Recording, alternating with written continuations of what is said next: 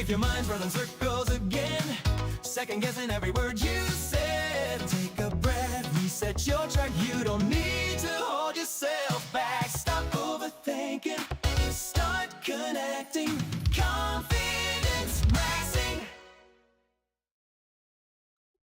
All right, it is Monday. Welcome to another episode of Confidence Maxing Live.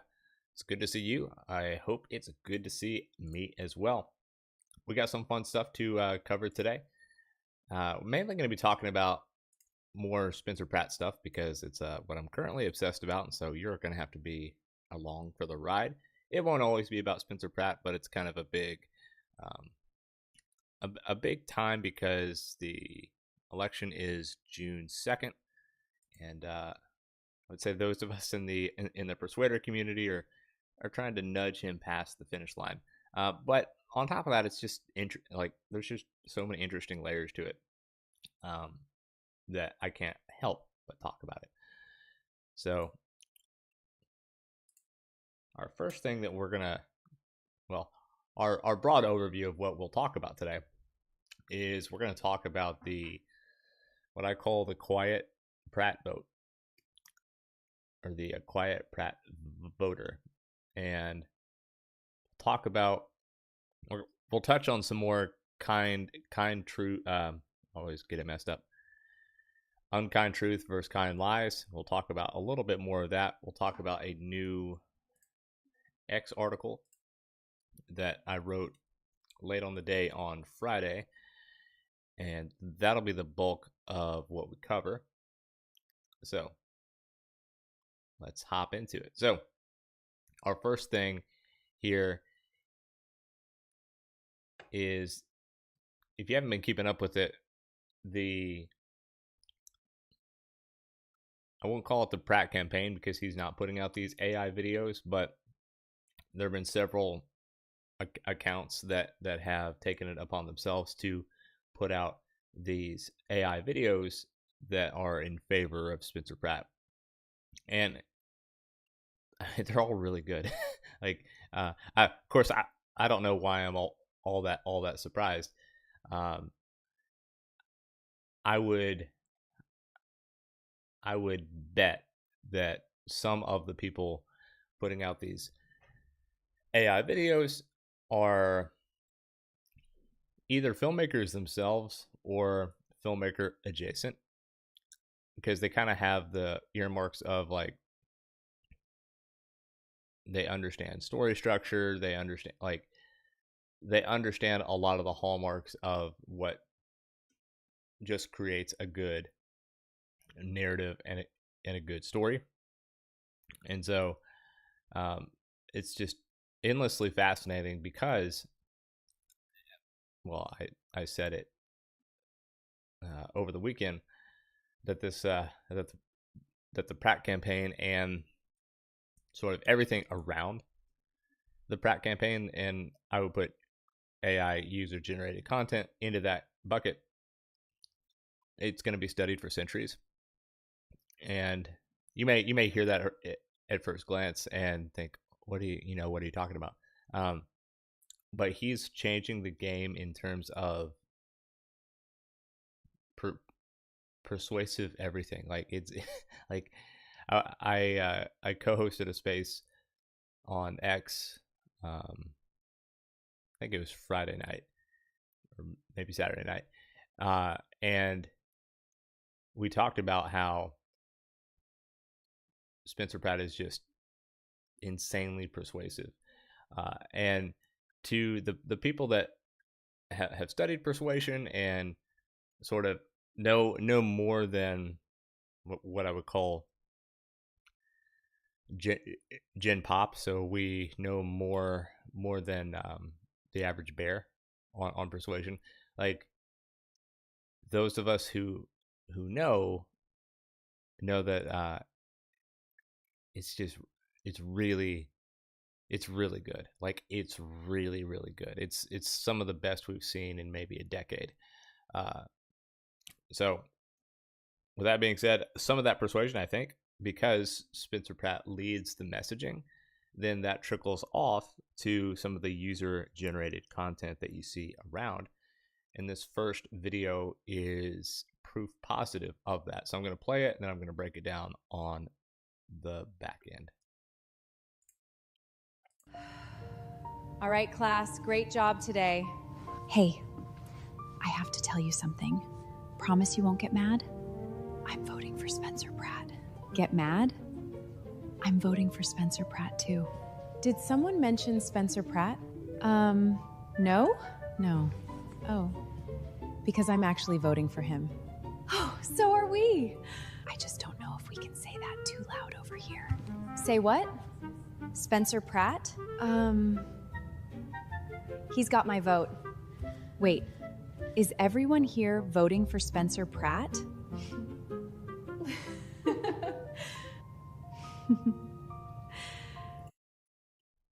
Yeah, so we'll do a pop quiz for those watching.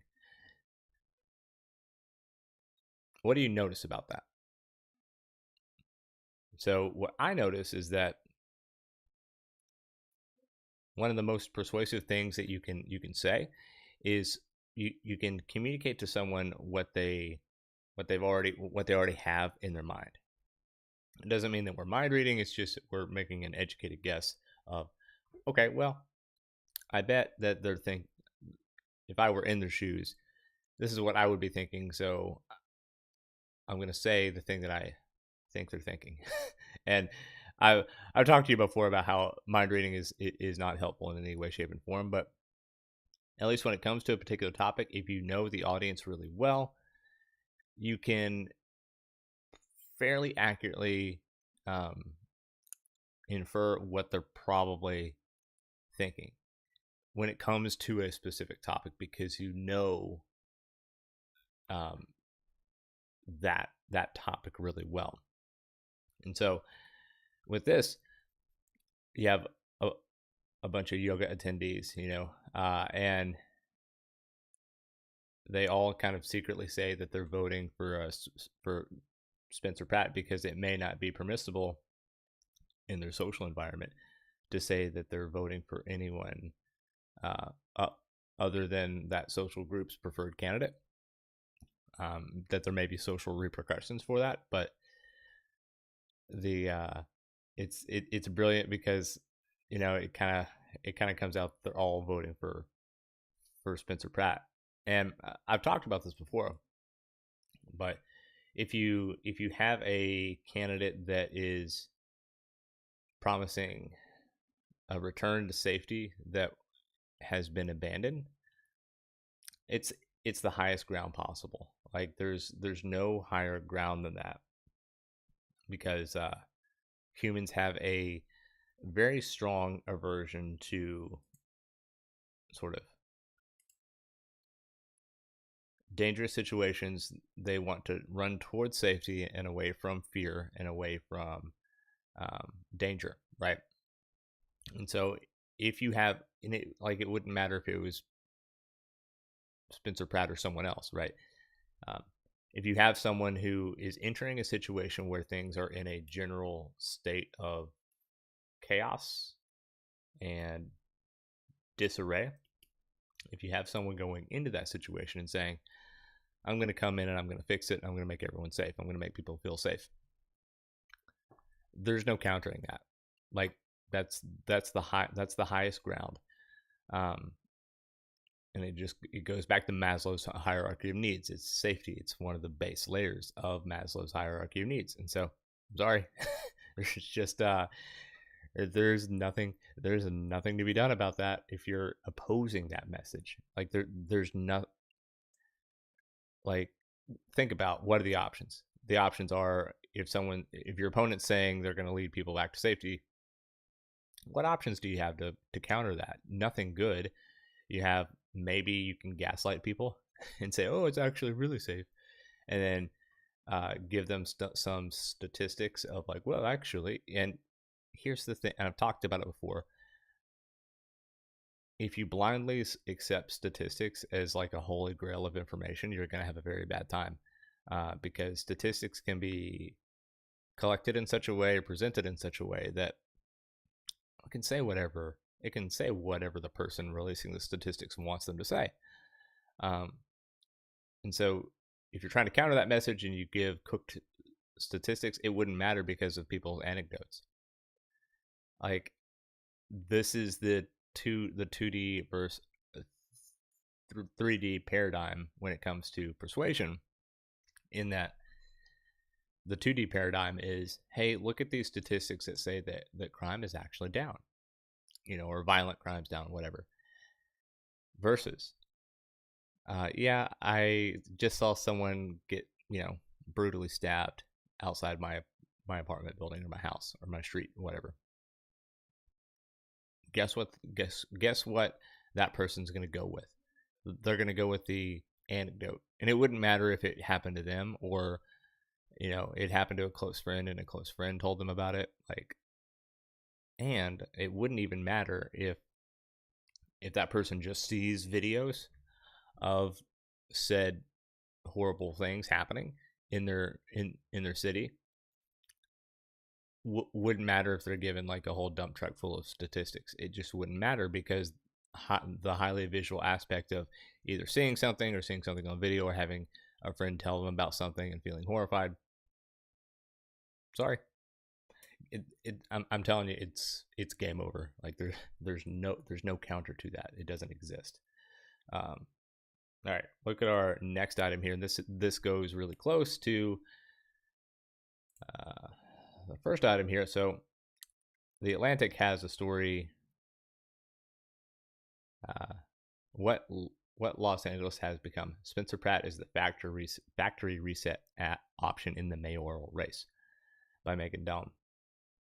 And so I want to call out one particular thing. Granted, I don't have an Atlantic subscription and I won't be getting one, but I'm going to read this to you. Let's see. Okay. This is quoting Spencer Pratt in a video where he's painting a picture of what LA could be. I'm going to have bike tubes through the sky, he says. Like endless possibilities when you enforce a law and you get rid of the zombies. And the author says, zombies is Pratt's term for tens of thousands of people who live in depraved conditions in LA streets, many of them addicted to drugs that leave them profoundly incapacitated and sometimes violent. It's not a nice word to call someone who's fallen into a bottomless abyss of hallucinations and thrashing self-destruction. But anyone living here knows exactly what he means. Now, think about that. This kind of goes back to our discussion on, I'll try to get it right, on kind lies or unkind truths, where the author, she says, it's not a nice word to call someone a zombie who's fallen into all these terrible circumstances. But anyone living here knows exactly what he means. So for the person who would fit the archetype of the person in this video, who are you going to vote for? Safety, safety, safety. There's no countering a return to safety. It does not exist. So I think it's important to keep that kind of stuff in mind. Our lesson there is that from a persuasion standpoint, remember, emotions and feelings along with logic and facts rule the day, and emotions and feelings tend to rule the day a little bit more than we might hope or think. And so if you're just communicating on pure facts and logic alone, you're going to have a bad time. All right, so our next item today, I wrote an article, released it late on Friday. Pratt pilled. Spencer Pratt is the only choice for LA mayor. And so we're going to go through a few items in this article. First, I just want you to marvel in this quote. everyone needs, this is Spencer Pratt on the, I believe this is on the Adam Carolla show. Everyone needs to get out of the car and just feel the dark energy of what they've allowed human civilization to be in the largest city in the second largest city in the United States. It's psycho. So we in the persuader community feel the dark energy. From a persuasion standpoint, that's basically like a nuclear bomb. There's so much technique packed into this quote. It's insane. Feel the dark energy. Like the dark, like it's so good because it's directionally accurate and it's non-specific. So that when someone gets out of the car and whatever they experience that is different, that is separate from good vibes, that is separate from maybe a Los Angeles that they knew once upon a time, and they feel could be that they, the dark energy they feel is they feel unsafe, or they feel nervous, or they see what's going on, and it makes them feel some kind of way that is sort of a dark emotion. It becomes a situation where once that's uploaded to someone's brain, then they start to see it everywhere they look. Whenever there is a picture of something in Los Angeles where you get the feeling that, like, we don't have to live this way. It isn't the right thing to do. And so, yeah, it's a phenomenal quote. So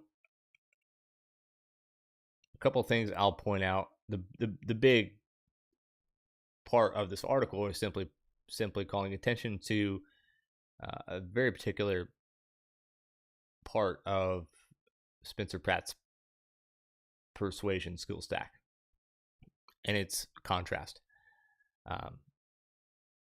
He does a really excellent job of talking about the contrast between him and the other candidates.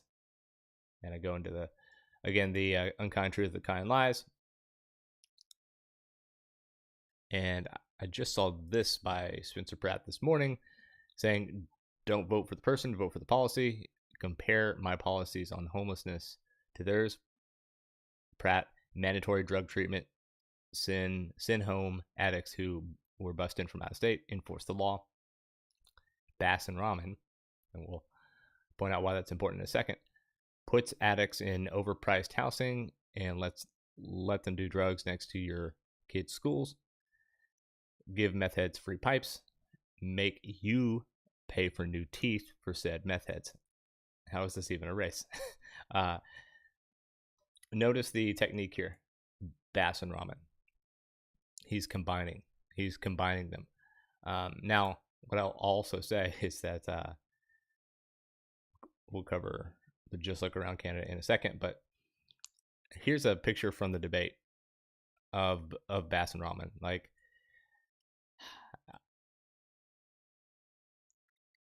I hesitate to critique anyone's outfit, but like, of all the things that they could have worn, they like, there's a joke in sort of the Scott Adams school of persuasion where someone can be like what we call a lighter or a more washed out copy of someone else. A lot of presidents will do something like this when they pick the running mate, because the running mate can't be stronger than them. But in this case, Nithya Raman just looks like literally a washed out version of Karen Bass, and so mentally they occupy the same space.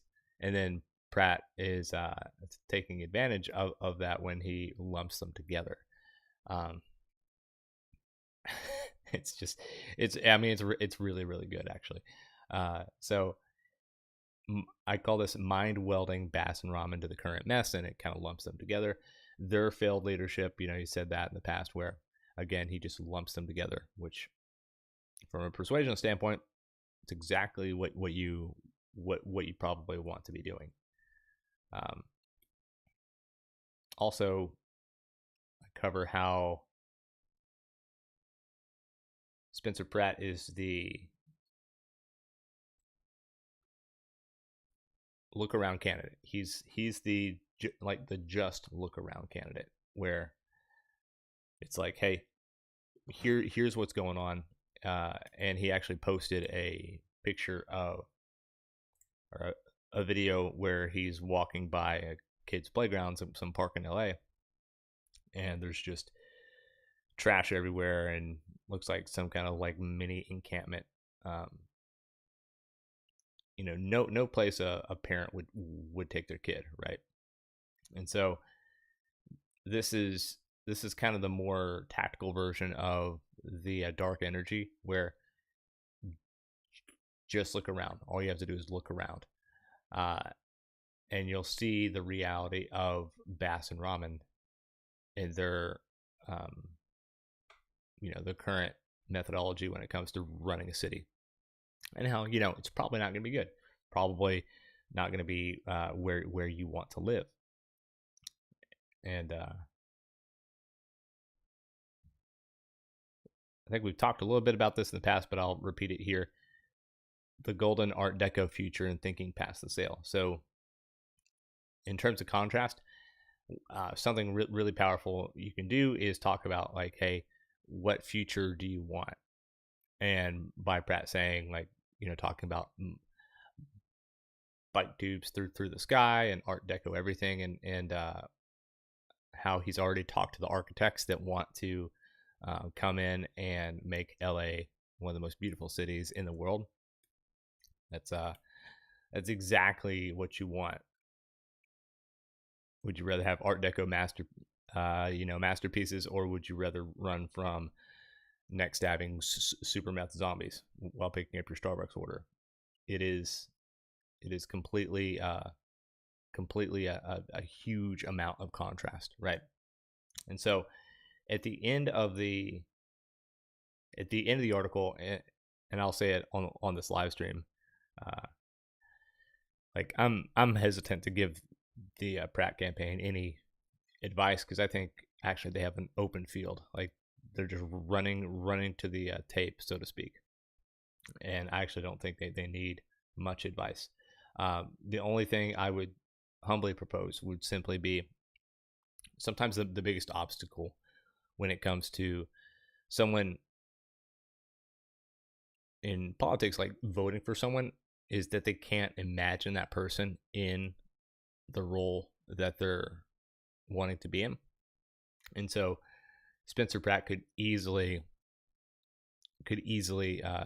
take care of this objection by, like, imagine him in front of City Hall holding a press conference and directing all like the, he gets up to the podium and he says something to the effect of, as the next mayor of Los Angeles, I am directing every homeless NGO that receives city funds or contracts to immediately preserve all financial records, contract spending reports, and client outcome data, emails, text, and internal communications. Los Angeles taxpayers and residents have suffered for years due to leadership failures, and you could tie Ramen and Bass to that. And waste. Billions spent, yet our streets are worse. We deserve the full truth and nothing less. When I take office, this is executive directive number 1. Destroying records will be obstruction. To voters, I say this is day one accountability for every Angelino. And, like, think about how, like, that's thinking past the sale. It allows it would get media attention. It allows people to view Pratt doing mayoral things when he's not even mayor yet. So he could do this with the homeless NGO complex. He could also do it with the relevant records that may be related to the Palisades fire.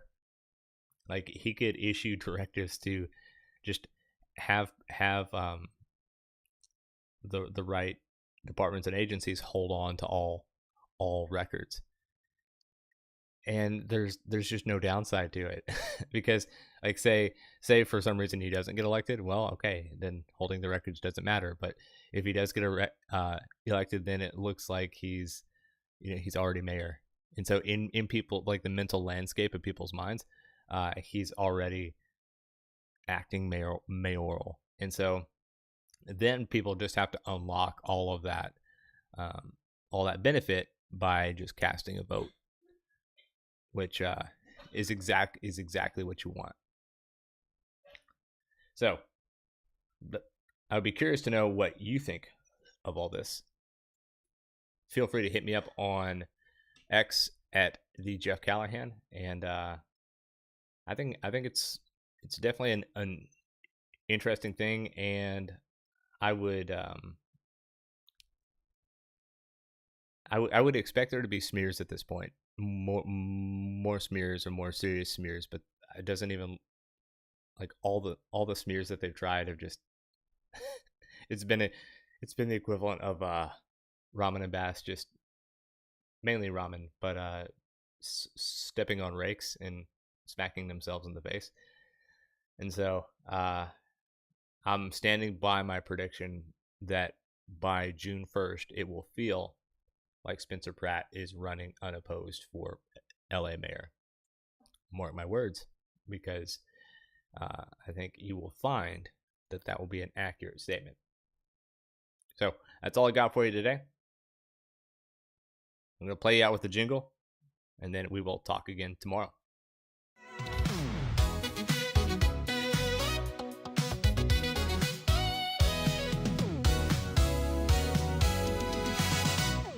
If your mind's running circles again, second guessing every word you said, take a breath, reset your track. You don't need to hold yourself